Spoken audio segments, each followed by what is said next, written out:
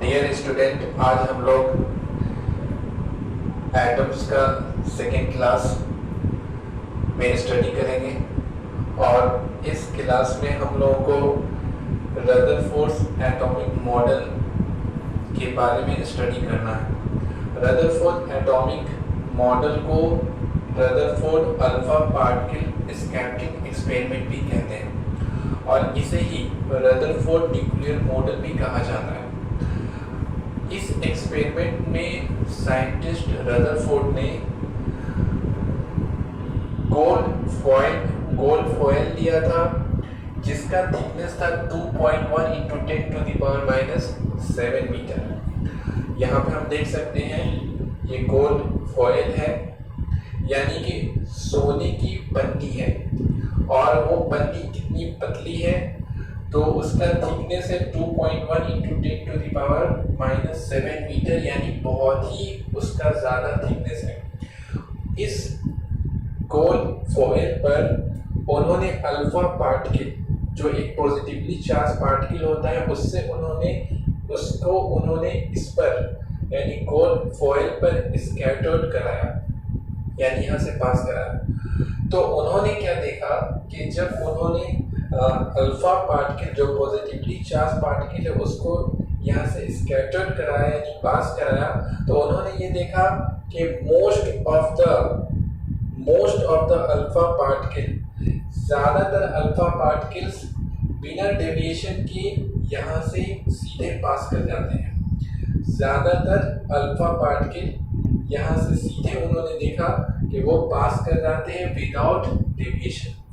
Some of the alpha particle, कुछ alpha particle, यहाँ पे हम लोग देख सकते हैं कि ये एक अल्फा पार्टिकल है और दूसरा ये वाला अल्फा पार्टिकल, ये यानी सम ऑफ द अल्फा पार्टिकल। कुछ अल्फा पार्टिकल ऐसा होता है जो लार्ज एंगल बनाते हुए डेविएट कर जाता है। तीसरा उन्होंने ये ऑब्जर्व किया कि 8000 अल्फा पार्टिकल में से एक अल्फा पार्टिकल ऐसा था जो यहाँ से सीधे जाता है और फिर वापस रिटर्न होकर सोर्स की तरफ चलाता है। यानी ये 8000 अल्फा पार्टिकल में से एक अल्फा पार्टिकल ऐसा था। तो इस एक्सपेरिमेंट पर, यानी ये जो एक्सपेरिमेंट साइंटिस्ट रदरफोर्ड ने किया, तो इस एक्सपेरिमेंट पे उन्होंने कंक्लूजन निकाला एटम के बारे में, जिसको हम लोग आगे देखेंगे। तो इसमें सबसे पहले क्वेश्चन लिखिए, explain the Rutherford atomic model. Explain the Rutherford atomic model. Explain the Rutherford atomic model और Rutherford alpha particle scattering experiment और Rutherford alpha particle scattering experiment. अब आंसर में लिखिए,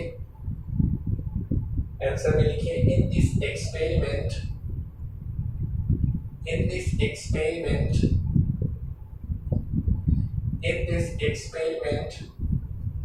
when a beam of alpha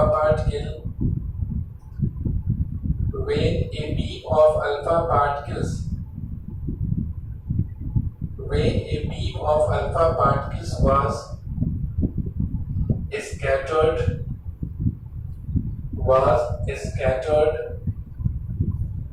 on the gold foil of thickness on the gold foil of thickness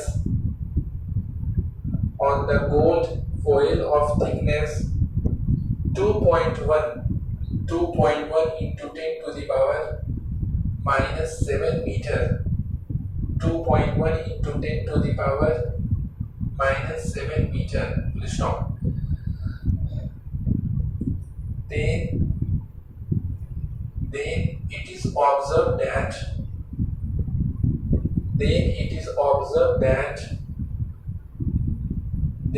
is observed that most of the alpha particles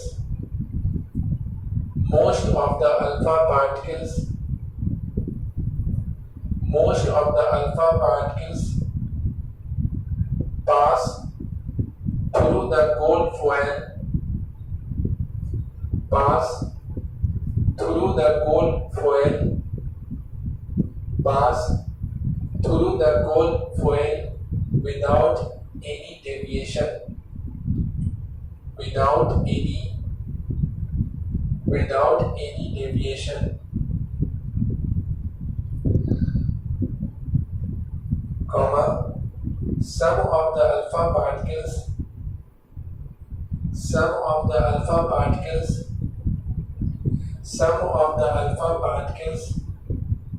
deviate with large angle, deviate with large angle, and about one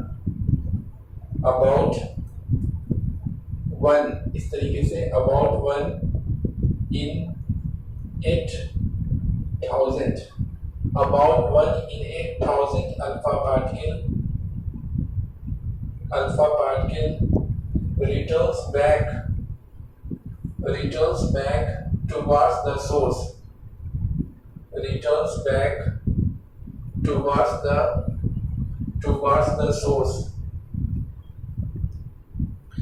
इसके बाद ये figure बनाइए।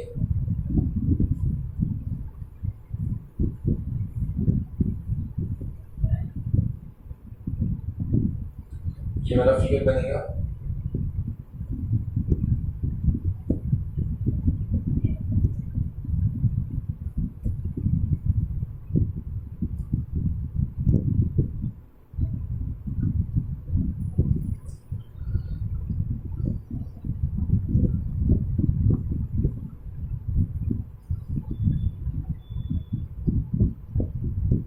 अब conclusion में लिखिए, figure के बाद नीचे में शुरू कीजिए लिखना।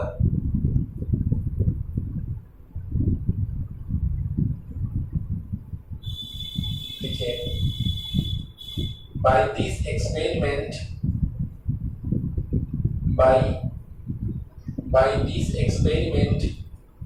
the Rutherford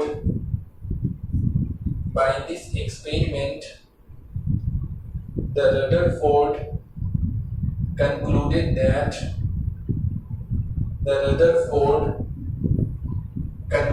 that डैश दे दीजिए, इस तरह से डैश दे दीजिए और फर्स्ट पॉइंट नीचे में लाइन है, नीचे वाले लाइन पे फर्स्ट पॉइंट बना के लिखिए।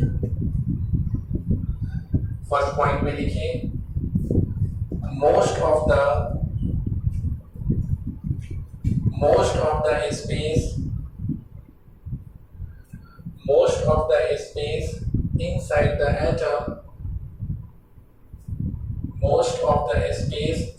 the atom is empty. Most of the space inside the atom is empty. Next point लिखिए, entire positive charge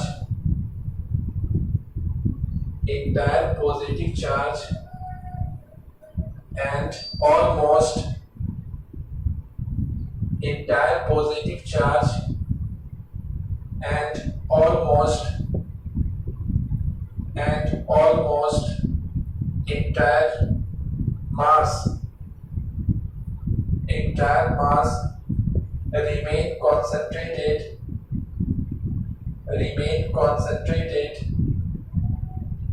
at the center of the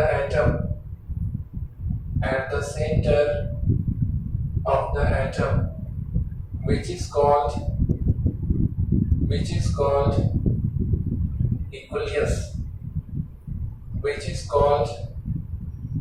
nucleus. Next point लिखिए, the size of the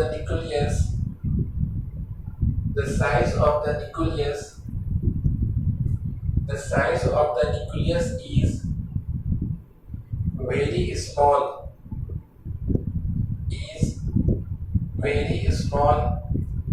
as compared to the size of the atom. as compared to the size of the atom, that is the size of the nucleus is about 10 to the power minus 15 meter, 10 to the power minus 15 meter, whereas the size of the atom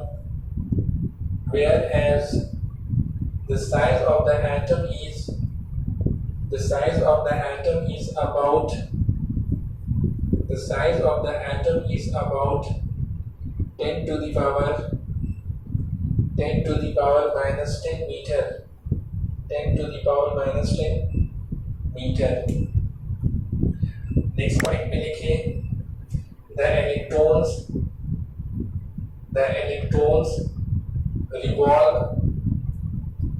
revolve around the nucleus. The electrons revolve around the nucleus in the circular path.